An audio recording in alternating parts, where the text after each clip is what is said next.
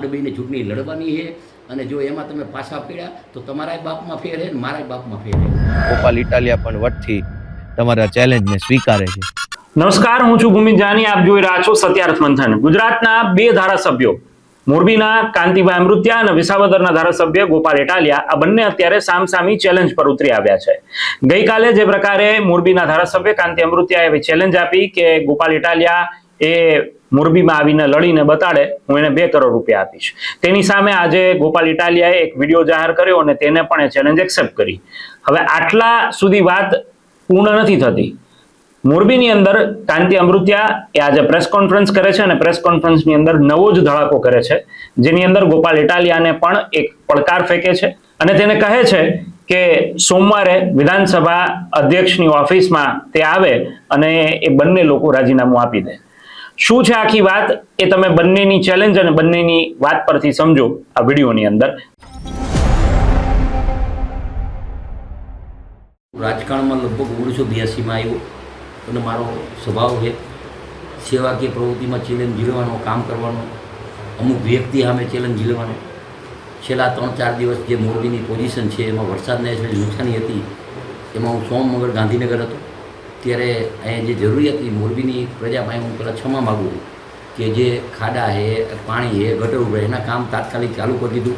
પણ અહીંયા જોતો હતો હું ગાંધીનગરમાં અહીંયા વિડીયોમાં કે જે આમ આદમી પાર્ટીના કાર્યકર્તા ગમે અહીંયા મોરબીની પ્રજાને ઉશ્કેરવાનો, અહીંયાની ગુજરાતમાં ઉશ્કેરવાનો ધંધો કરે.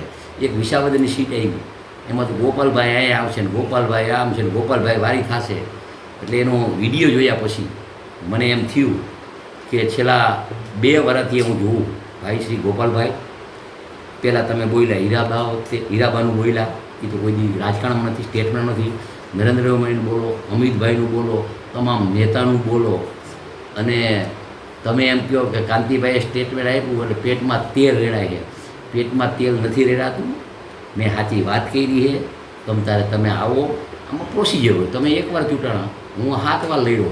આપણે બંને આવતા સોમવારે માનનીય અધ્યક્ષશ્રીની જેવું બે આપણે રાજીનામું દીધી.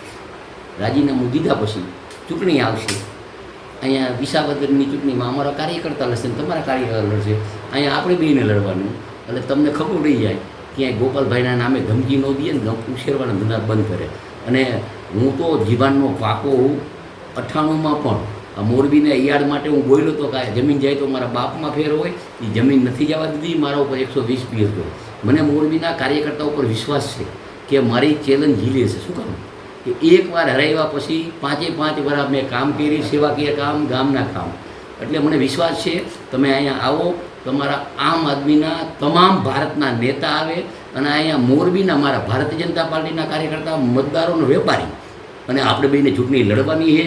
અને જો એમાં તમે પાછા પડ્યા તો તમારાય બાપમાં ફેર છે ને મારાય બાપમાં ફેર છે. આવતા સોમવારે તમે આવો શંકરભાઈની આપણે બને રાજીનામું દઈ અને રાજીનામા દઈએ પછી ચૂંટણી આવે એટલે આપણે બેને લડવાનું. અને હું હારું તો તમને 2 કરોડ દેવાના. એમાં કંઈ ખોટી વાત નથી. મારી પેટમાં ગયા. પણ આ બધું બંધ કરો તમે. એક સીટ આવી વિસાવદરની, એમાં તો આખા ગુજરાતના કાર્યકર્તા ઉપાડો લીધો. ઉછાળવાના ધંધા, ઉશ્કેરવાના ધંધા, જેમ તેમ બોલવાના ધંધા. ગોપાલભાઈ આવે છે આમ કંઈ ગોપાલભાઈ કે એવું કંઈ આવે છે આવી જાય અહીંયા, ક્યાં હું ના પાડું. અને આવી ગયો સોમવાર રાજીનામું દેવો અને મારી તૈયારી છે. મોરબીના ધારાસભ્ય એવું કહે છે ભાજપના કે ગોપાલ ઇટાલિયામાં હિંમત હોય તો ચૂંટણી લડવા આવી જાય મારી સામે અને હું રાજીનામું પણ આપી દઈશ અને ગોપાલ ઇટાલિયાને 2 કરોડ રૂપિયા પણ ઇનામ પેટે આપીશ.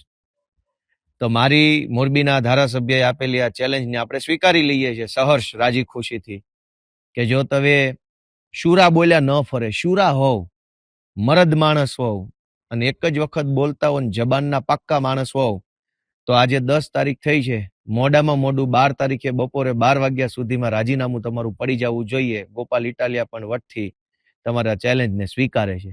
પણ મારી એક શરત છે કે મોરબીના ધારાસભ્ય પાટીલને પૂછવા જતા નહીં. પાટીલ અંકલ, મારાથી ભૂલથી બોલાઈ ગયું છે, હું રાજીનામું આપું કે ના આપું, અંકલ પ્લીઝ મને માફ કરો, એવી બધી વાતો કરવાની નહીં.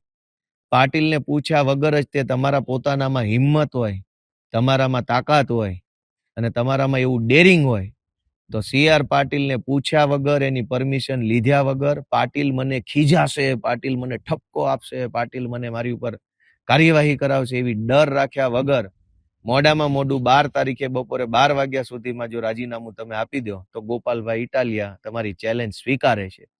30 વર્ષથી તમે મોરબીના ધારાસભ્ય છો, તમને શરમ આવવી જોઈએ. તમને એવી શરમ આવવી જોઈએ, તમારે ચેલેન્જ એમ મારવી જોઈએ કે અહીંયા કોઈ આવીને મોરબીમાં આવીને અમે જે 30 વર્ષમાં વિકાસ કર્યો છે એમાં ખામી ગોતી બતાવે એવી ચેલેન્જ મારવા નથી. પણ તમે એવી ચેલેન્જ નથી મારી શક્યા. શું કામ? તમને ખબર છે કે બધું એવા કામની ચેલેન્જ મારશો તો ચાલે એમ જ નથી. કામ તો કંઈ કર્યા નથી.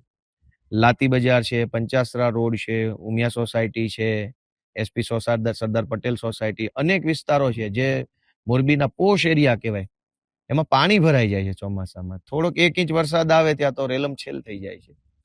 તો 30 વર્ષથી ધારાસભ્ય હોવા છતાંય તમારે હવે મને ચેલેન્જો મારવી પડે છે, એ જ તમારી નિષ્ફળતાનો સૌથી મોટો પુરાવો છે. અને તમારી ચેલેન્જ અમે સ્વીકારી છે. તમારા પોતાના ભાજપના પાટીલ અંકલને પૂછ્યા વગર, પાટીલ અંકલનો ડર રાખ્યા વગર તમારામાં હિંમત હોય તો 12 તારીખે બપોરે 12 વાગ્યા પહેલા રાજીનામું આપી દો. ગોપાલ ઇટાલિયા આવશે મોરબીમાં. જય જય ગરવી ગુજરાત. સત્યાર્થ મંથનની યુટ્યુબ ચેનલ સબસ્ક્રાઇબ કરવાનું અને બેલ આઇકોન પ્રેસ કરવાનું, સાથે જ સત્યાર્થ મંથનનું ફેસબુક પેજ લાઇક અને ફોલો કરવાનું અને ઇન્સ્ટાગ્રામ પેજ સાથે જોડાવાનું પણ આપ ચૂકશો નહીં. અત્યારે બસ આટલું જ. મને આપશો રજા. આપ જોડાયેલા રહો સત્યાર્થ મંથન સાથે. નમસ્કાર.